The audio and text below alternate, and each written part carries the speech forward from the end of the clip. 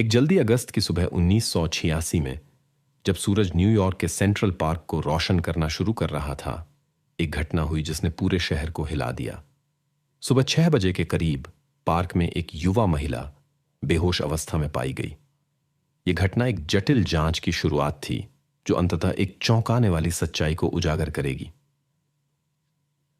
Media ने इस कहानी के हर मोड़ पर अभूतपूर्व उत्साह के साथ रिपोर्ट किया। हालांकि उनकी रिपोर्टिंग के तरीके ने कई सवाल खड़े कर दिए।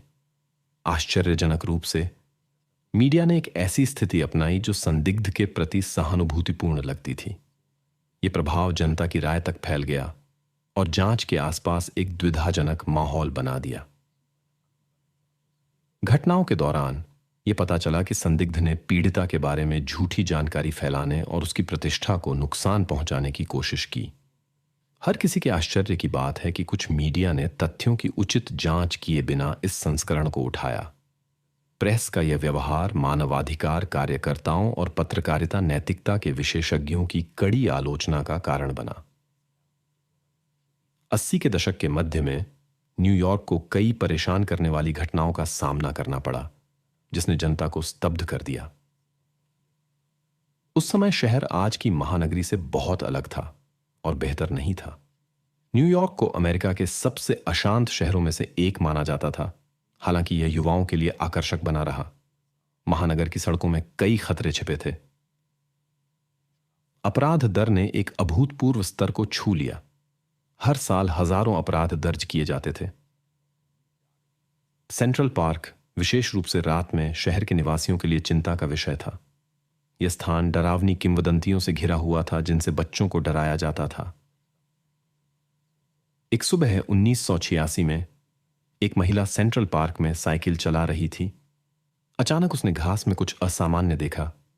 जब वह करीब गई तो उसने भय से देखा कि वहां एक युवा महिला बेहोश पड़ी थी। घबराहट में गवाह नजदीकी सार्वजनिक फोन की ओर भागी और 911 पर कॉल की। यह सुबह 6:30 का समय था। जल्द ही पुलिस और आपातकालीन सेवाएं घटनास्थल पर पहुंची। दुर्भाग्य से कोई मदद नहीं की जा सकी। जो उन्होंने देखा उससे सभी मौजूद लोग स्तब्ध रह गए। पीड़िता की पहचान मिली पहचान पत्र के कारण जल्दी ही स्थापित कर ली गई। वह 18 वर्षीय जेनिफर लेविन थी। इसके बाद जांचकर्ताओं ने युवा महिला के साथ हुई घटना के बारे में जानकारी एकत्र करना शुरू कर दिया। जेनिफर बचपन से ही अपने लक्ष्य उन्मुख स्वभाव और रचनात्मकता के लिए जानी जाती थी। खुद पर व्यंग्य करने की उसकी क्षमता ने उसके आसपास के लोगों को मोहित कर लिया और हर बाधा को पार करने में उसकी मदद की। वह पोर्ट वॉशिंगटन के एक समृद्ध परिवार से थी और सफल स्टीव और एलन की बेटी थी, जो उसके 5 साल की उम्र में अलग हो गए थे। अपने पिता के साथ रहने के लिए जाने के बाद, जो सोहो में एक प्रसिद्ध रियल एस्टेट एजेंट थे, जेनिफर ने सामान्य मैनहट्टन स्कूल के बजाय एक एलीट प्राइवेट स्कूल में पढ़ाई की। वहां वह जल्दी ही अपनी जगह बना ली और अपनी शैक्षिक उपलब्धियों के माध्यम से शिक्षकों और साथियों दोनों का सम्मान जीत लिया। उसका सामाजिक दायरा धनी माता पिता के बच्चों से भरा था और जेनिफर ने आसानी से कठिन पाठ्यक्रम को संभाला, जो देश के सर्वश्रेष्ठ विश्वविद्यालयों येल और हार्वर्ड सहित में प्रवेश की तैयारी कराता था। धीरे धीरे उसने न्यूयॉर्क के प्रतिष्ठित स्कूलों में संपर्क बनाए। पार्टियों के निमंत्रण ने उसके सामाजिक दायरे को बढ़ा दिया। महत्वपूर्ण घटनाओं की पूर्व संध्या पर भविष्य के छात्रों का एक समूह, जिसमें जेनिफर भी शामिल थी, सेंट्रल पार्क के पास ईस्ट स्ट्रीट में रहता था। बाकी दोस्त शहर भर में बिखरे हुए थे, लेकिन वे सभी एक लोकप्रिय मिलने की जगह पर मिलते थे। वहीं जेनिफर को अपना पहला प्यार डोरियन मिला। हालांकि यह रिश्ता छोटा था और जल्द ही जेनिफर रॉबर्ट चैम्बर्स से प्यार करने लगी। उसने खुद को अमीर माता पिता का बेटा बताया, जिनके पास एक कंट्री क्लब था। उनकी मुलाकात एक आकस्मिक नजर से शुरू हुई, लेकिन 1 साल बाद ही यह एक वास्तविक रोमांस में बदल गई। कुछ डेट्स जल्दी ही एक गंभीर रिश्ते में बदल गए। 25 अगस्त 1986 को जेनिफर को विश्वविद्यालय में प्रवेश मिला, जो उसके लिए बड़ी खुशी की बात थी। लेकिन अगली सुबह अप्रत्याशित हुआ। उसे सेंट्रल पार्क में गंभीर स्थिति में पाया गया। ये खबर सभी को झकझोर गई। सवाल उठे, क्या जेनिफर बड़े शहर के अपराध का एक यादृच्छिक शिकार बन गई थी या यह एक योजनाबद्ध कार्रवाई थी?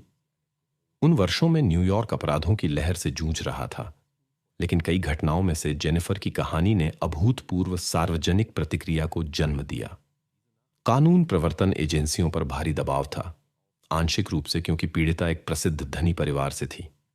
जांचकर्ताओं को संदेह था कि यह एक सीरियल किलर का काम था। एक अनुभवहीन पर्यवेक्षक सोच सकता था कि इस असुरक्षित स्थान पर कुछ अवांछित व्यवहार हुआ था। हालांकि अनुभवी जांचकर्ताओं ने, जो सभी विवरणों की जांच कर रहे थे, एक स्टेजिंग का संदेह किया। ऐसा लगता था कि जेनिफर अप्राकृतिक रूप से पड़ी थी, जैसे किसी ने जानबूझकर उसे एक विशेष स्थिति में रखा हो। उसके कपड़े एक अजीब स्थिति में थे और कुछ वस्त्र घटनास्थल से 100 मीटर दूर पाए गए। जांचकर्ताओं की आशंकाएं जल्द ही सही साबित हुईं। फोरेंसिक विश्लेषण ने किसी अन्य व्यक्ति के जैविक पदार्थ के कोई निशान नहीं दिखाए। इस मामले ने मीडिया का ध्यान आकर्षित किया। पत्रकारों ने पार्क में बांट ला दी और समझने की कोशिश की कि पुलिस की नाक के नीचे ऐसी घटनाएं कैसे हो सकती हैं। सभी सोच रहे थे कि अधिकारी निष्क्रिय क्यों हैं और क्या वास्तव में इतने महत्वपूर्ण सार्वजनिक स्थान पर सुरक्षा सुनिश्चित करना असंभव है। यह न्यूयॉर्क में सामान्य अपराध की स्थिति की पृष्ठभूमि में विशेष रूप से तनाव को बढ़ावा दे रहा था। शहर के निवासी आक्रोशित थे। एक वास्तविक मीडिया सनसनी शुरू हो गई। पुलिस के फोन प्रेस के प्रतिनिधियों के कॉल से नहीं रुक रहे थे। धीरे धीरे घटना की परिस्थितियों के बारे में जानकारी मीडिया में लीक होने लगी। जांचकर्ताओं की हर आशंका तुरंत शीर्षकों में दिखाई देने लगी। अटकलों और अफवाहों की संख्या और भी अधिक थी। फिर भी पुलिस जांच की प्रगति को प्रभावित किए बिना पीड़िता का नाम काफी समय तक गुप्त रखने में सफल रही। जब मां को घटना के बारे में पता चला, वह तुरंत सेंट्रल पार्क पहुंची, जहां उसका सामना अपने जीवन के सबसे बुरे सपने से हुआ। दुखद क्षण के बावजूद रिपोर्टरों ने महिला को घेर लिया और बेरहमी से सवालों से बमबारी करना शुरू कर दिया। बाद में जेनिफर के दोस्त और बाकी रिश्तेदार घटनास्थल पर पहुंचे। युवा महिला के पिता ने आंसुओं में उसके स्कूल के दोस्तों को फोन किया और उन्हें घटना के बारे में बताया। गहरे सदमे के बावजूद जेनिफर के परिवार को पुलिस को सभी प्रासंगिक जानकारी प्रदान करनी पड़ी जो जांच में मदद कर सकती थी। पता चला कि जेनिफर ने पिछली शाम को 2 दोस्तों के साथ बाहर जाने की योजना बनाई थी।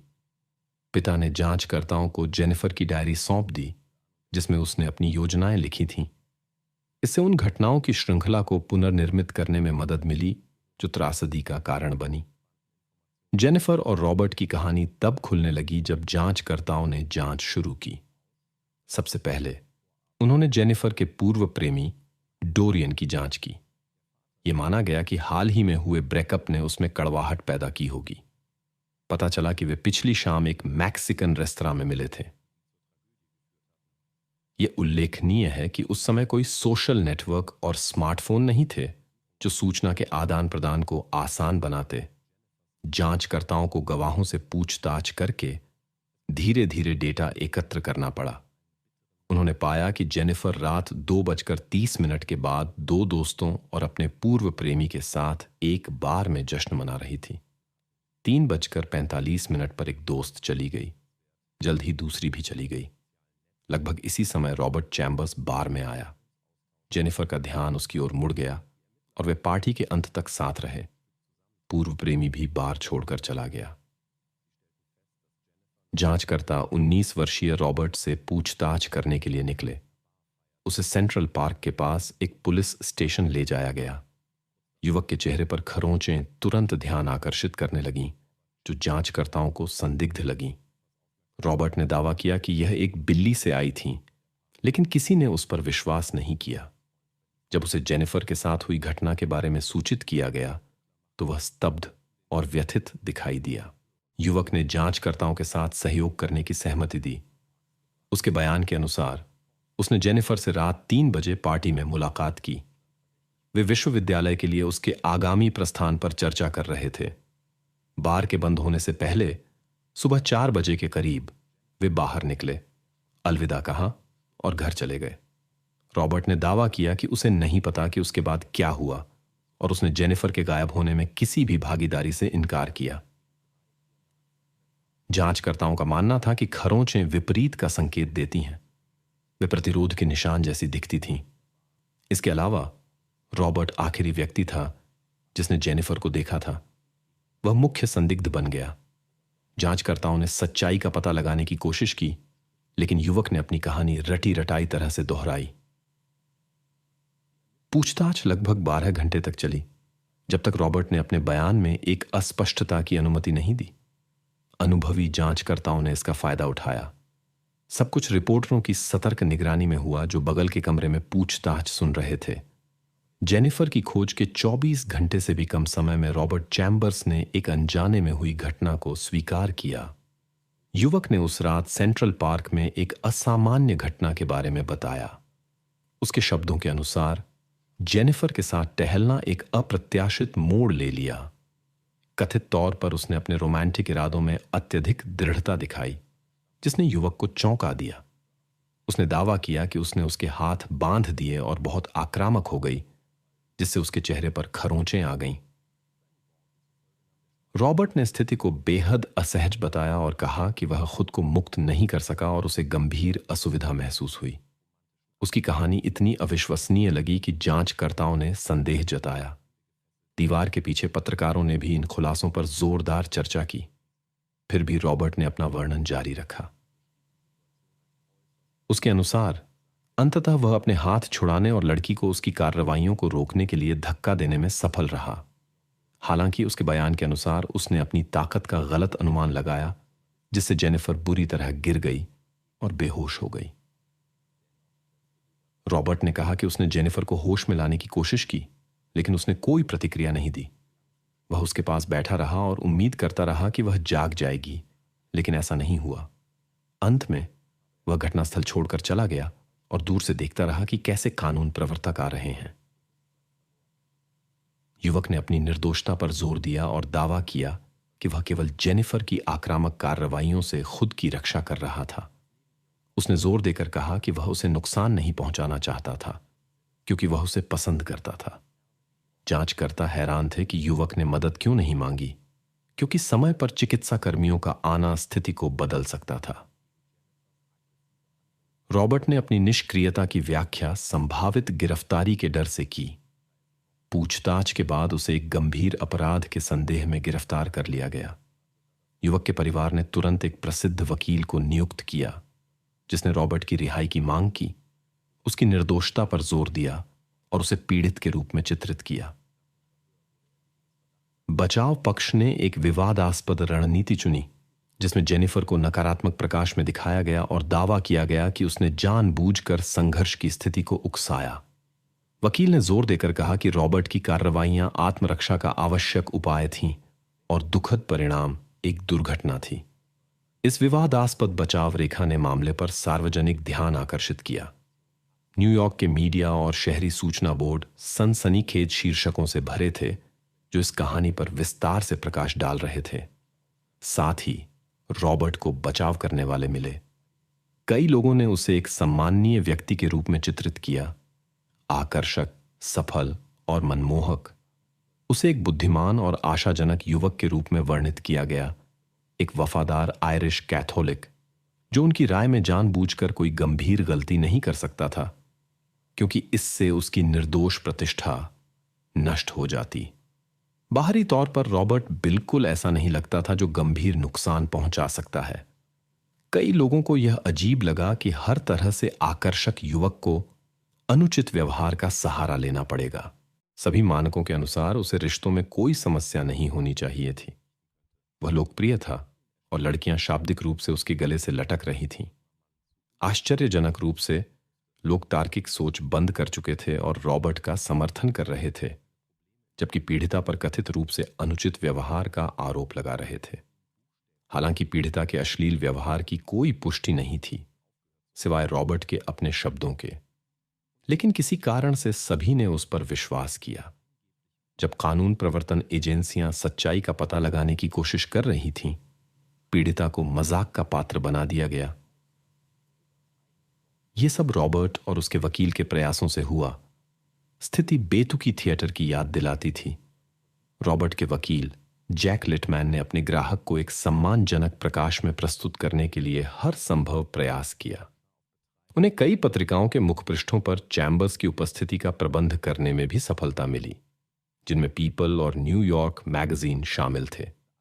तस्वीरों में युवक ने नीला सूट और लाल टाई पहनी थी और किसी गंभीर अपराध के आरोपी की बजाय फैशन शो के मॉडल की तरह दिखाई दे रहा था। साथ ही रॉबर्ट सक्रिय रूप से पीड़िता की प्रतिष्ठा को नुकसान पहुंचा रहा था। यह रणनीति इतनी प्रभावी रही कि अधिकांश लोगों ने युवती के प्रति पूर्वाग्रही रवैया विकसित कर लिया और प्रेस ने हर संदिग्ध बयान को उठा लिया। इस प्रकार पहले लेख प्रकट हुए जिनमें रॉबर्ट के संस्करण को सच्चाई के रूप में प्रस्तुत किया गया। धीरे धीरे सभी प्रिंट मीडिया और जनता बचाव पक्ष की ओर खड़े हो गए।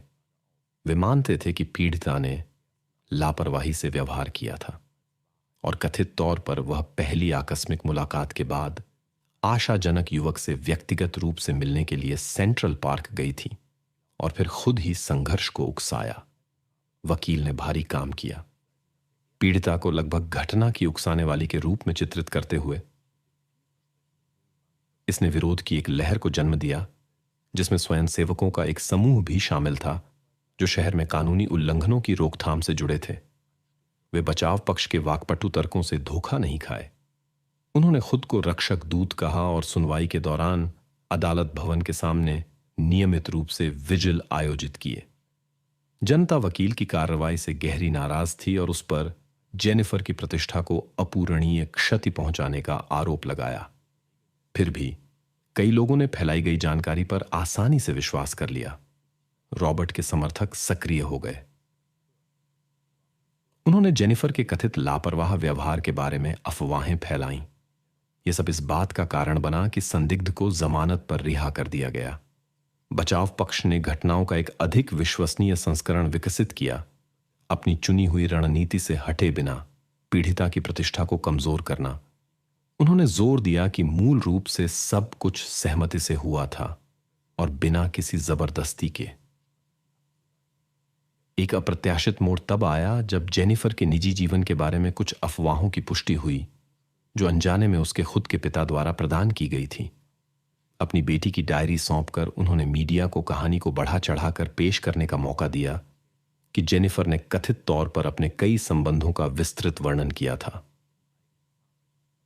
वास्तव में यह एक सामान्य डायरी थी जिसमें केवल 2 लड़कों के साथ संबंधों का उल्लेख था, एक पूर्व और एक वर्तमान। वहां कुछ भी आपत्तिजनक नहीं था। फिर भी रिकॉर्ड को अस्वीकार्य साक्ष्य माना गया और रॉबर्ट के मामले की सुनवाई में इसका उपयोग नहीं किया जा सकता था। रिकॉर्ड की सीमित पहुंच के बावजूद लीक हुई जानकारी ने पहले ही जेनिफर की प्रतिष्ठा को नुकसान पहुंचा दिया था। अभियोजन पक्ष समझ गया कि मामला आसान नहीं होगा। एक रणनीति बनाने के लिए घटनाओं का सटीक पुनर्निर्माण करना और यह समझना आवश्यक था कि एक सुरक्षित वातावरण से आने वाला 19 वर्षीय युवक ऐसी स्थिति में कैसे फंस सकता था। रॉबर्ट के अतीत की जांच एक महत्वपूर्ण कदम था। पता चला कि उसने अपने छोटे जीवन में प्रतिष्ठित क्षेत्रों के धनी घरों में 30 से अधिक अवैध प्रवेश किए थे। वास्तव में उसका जीवन उस छवि से बहुत अलग था जो उसने खुद के बारे में बनाई थी। परिवार, जैसा कि पता चला, बिल्कुल भी धनी नहीं था। मां एक निजी क्लिनिक में नर्स के रूप में काम करती थी और पैसे कमाने के लिए अपना सारा समय काम को समर्पित करती थी। रॉबर्ट की कोई वैध आय नहीं थी, इसलिए उसने अवैध गतिविधियों में संलग्न होना शुरू कर दिया। इससे उसे एक धनी युवक की छवि बनाने में मदद मिली और साथ ही प्रतिबंधित पदार्थों की अपनी निर्भरता को भी समर्थन मिला। इन पदार्थों के संपर्क में वह 14 साल की उम्र में आया और कई उपचार कोर्स से गुजरा, लेकिन असफल रहा। रॉबर्ट ने मुश्किल से स्कूल पूरा किया, फिर एक कॉलेज में दाखिला लिया, लेकिन प्रदर्शन की समस्याओं और अपनी निर्भरता के कारण निष्कासित कर दिया गया। इसके बाद उसने बोस्टन विश्वविद्यालय में दाखिला लिया, लेकिन वहां भी उसे समान कठिनाइयों का सामना करना पड़ा। कई लोग रॉबर्ट की मुश्किल प्रतिष्ठा और उसकी बुरी आदतों के बारे में जानते थे। जेनिफर उससे संबंध समाप्त करने की योजना बना रही थी। शायद यही बात उस रात बार में उनके बीच चर्चा का विषय थी। जेनिफर की एक दोस्त ने दावा किया कि उसने रॉबर्ट को अपने पर्स से $40 निकालने की कोशिश करते हुए पकड़ा। जब दोस्त ने उसे रोका तो वह क्रोधित हो गया। वह स्तब्ध रह गई जब उसने समझा कि वह कितनी दूर तक जा सकता है। यह पार्क में जेनिफर की घटना से ठीक पहले हुआ। जांच से पता चला कि जेनिफर के गहने गायब थे। यह संदेह किया गया कि उन्हें प्रतिबंधित पदार्थों को खरीदने के लिए बेच दिया गया। हालांकि यह संभावना थी कि अदालत में रॉबर्ट के अतीत पर विचार नहीं किया जाएगा। न्यूयॉर्क के सेंट्रल पार्क में घटना के 1 साल बाद भी प्रेस इस कहानी की रिपोर्टिंग जारी रखे हुए था। 12 निष्पक्ष जूरी सदस्यों को खोजना मुश्किल साबित हुआ जो मामले से परिचित नहीं थे। आवश्यक संख्या का चयन करने के लिए 486 उम्मीदवारों की जांच करनी पड़ी। मुकदमे के पहले दिन अदालत कक्ष पत्रकारों से भरा हुआ था।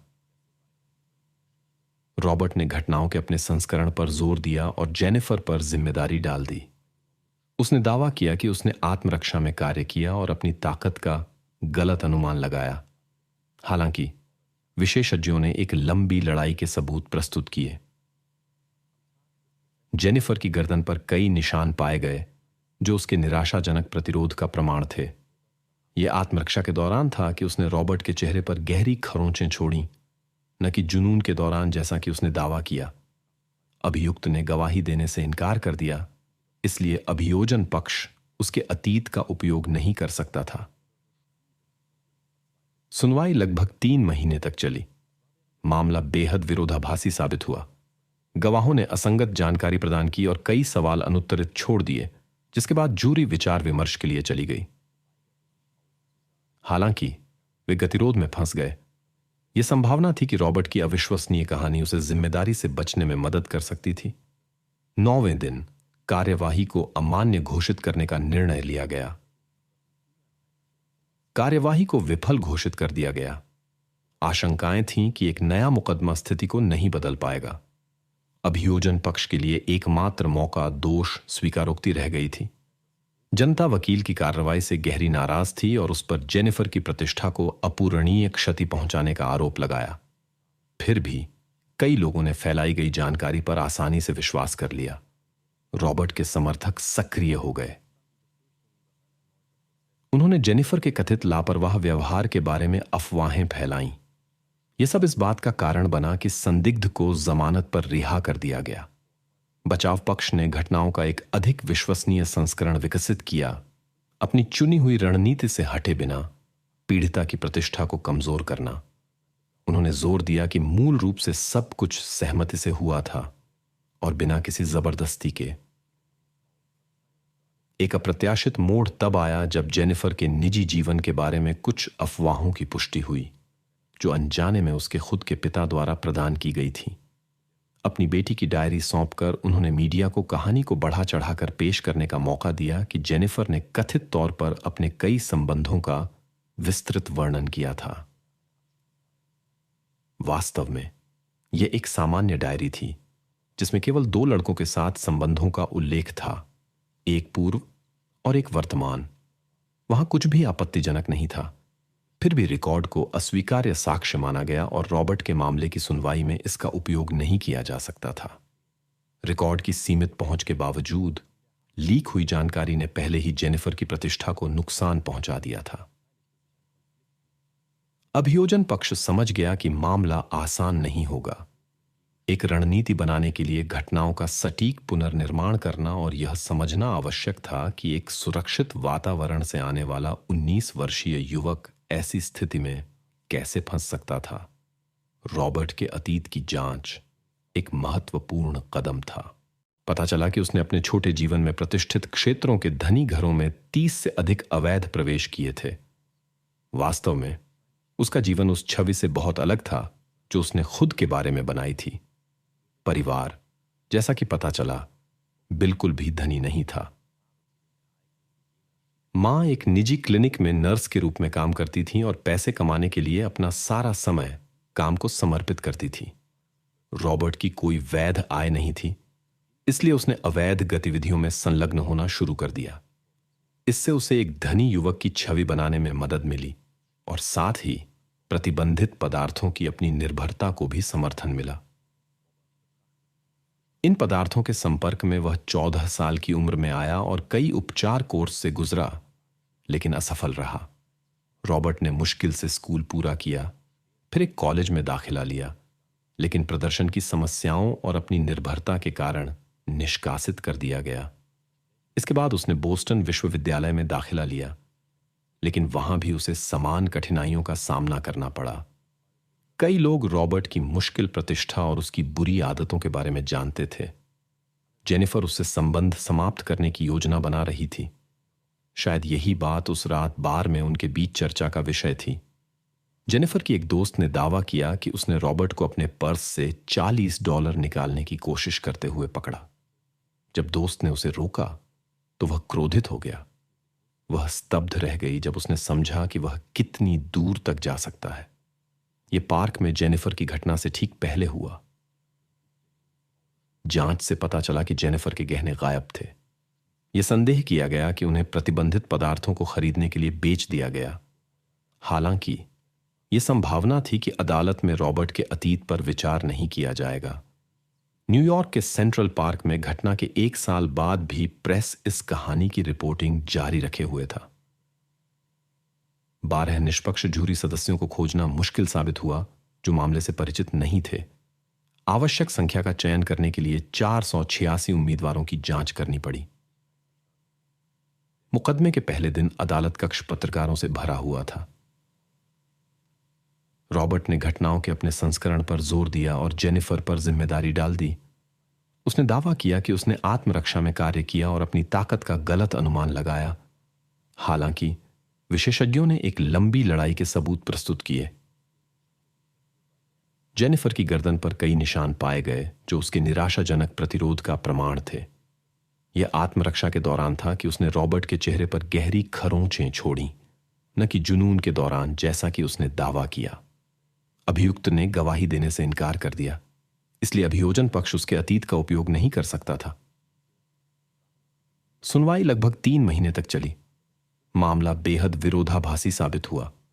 गवाहों ने असंगत जानकारी प्रदान की और कई सवाल अनुत्तरित छोड़ दिए, जिसके बाद जूरी विचार विमर्श के लिए चली गई। हालांकि वे गतिरोध में फंस गए। यह संभावना थी कि रॉबर्ट की अविश्वसनीय कहानी उसे जिम्मेदारी से बचने में मदद कर सकती थी। 9वें दिन कार्यवाही को अमान्य घोषित करने का निर्णय लिया गया। कार्यवाही को विफल घोषित कर दिया गया। आशंकाएं थीं कि एक नया मुकदमा स्थिति को नहीं बदल पाएगा। अभियोजन पक्ष के लिए एकमात्र मौका दोष स्वीकारोक्ति रह गई थी। अपनी रिहाई के बाद रॉबर्ट ने ईमानदारी से सुधार की कोशिश की, लेकिन कैसे कोई नया जीवन शुरू करे जब सलाखों के पीछे बदलाव का एक पूरा युग खो दिया हो। पहले वह अपने कार्यों के परिणामों के बारे में नहीं सोचता था, जिसके कारण एक युवा महिला के लिए दुखद अंत हुआ। पत्रकारों के साथ एक बातचीत में उसने स्वीकार किया कि जिम्मेदारी अब उसके जीवन का मुख्य सिद्धांत बन गई है। अपनी युवावस्था से चैम्बर्स ने अपनी दिखावट से विपरीत लिंग का ध्यान आकर्षित किया। उसने स्वीकार किया कि इसने उसके आत्मसम्मान को बहुत प्रभावित किया था और स्थिति हानिकारक आदतों से और बिगड़ गई। उस समय वह इस पर प्रति सप्ताह कई $100 खर्च करता था, एक सामान्य छात्र के लिए एक बड़ी राशि। रॉबर्ट ने स्वीकार किया कि उसने बेईमानी से पैसा जुटाया। इसके अलावा उसकी मां ने हर संभव तरीके से उसे आर्थिक सहायता दी। जेनिफर के साथ परिचय जल्दी ही एक करीबी रिश्ते में विकसित हो गया। रॉबर्ट उस समय अपनी लत के प्रभाव में था और दूसरों के लिए अपने खतरे से अवगत था। युवा महिला ने उसे एक दोस्त के रूप में देखा। शायद यही विश्वास उसकी किस्मत में एक दुर्भाग्यपूर्ण भूमिका निभाया। उस आखिरी शाम को जेनिफर एक बार में दोस्तों के साथ समय बिता रही थी जहां उसकी मुलाकात रॉबर्ट से हुई। उन्होंने एक अच्छी बातचीत शुरू की और एक अन्य महिला जिसे चैम्बर्स मिल रहा था ने उन्हें देखा। क्रोध में वह चली गई और रिश्ता समाप्त कर दिया। जांचकर्ताओं ने संदेह किया कि यह मासूम जेनिफर के प्रति आक्रामकता को जगा सकता था। हालांकि रॉबर्ट ने स्वीकार किया कि उस समय उसे इससे कोई फर्क नहीं पड़ा। एक साक्षात्कार में उसने बताया कि कैसे युवा महिला ने उसे चोट पहुंचाई और उसने प्रतिक्रिया में जोर से मारा। गिरने के बाद जेनिफर नहीं उठ सकी।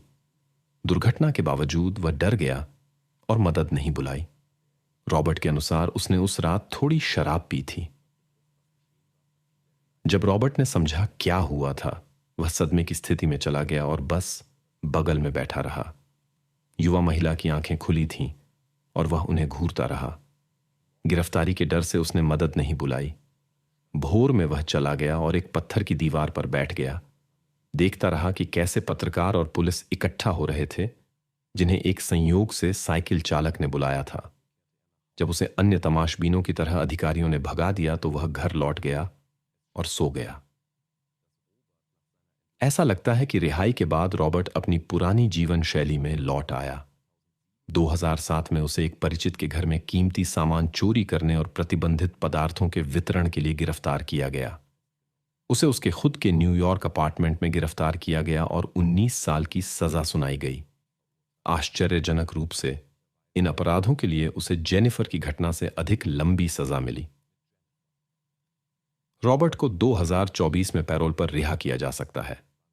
त्रासदी के बाद जेनिफर की मां एलन लेविन पीड़ितों की रक्षा के लिए नए कानूनों के लिए एक कार्यकर्ता बन गईं। उनके प्रयासों के कारण 10 वर्षों में 13 नए मानदंड अपनाए गए।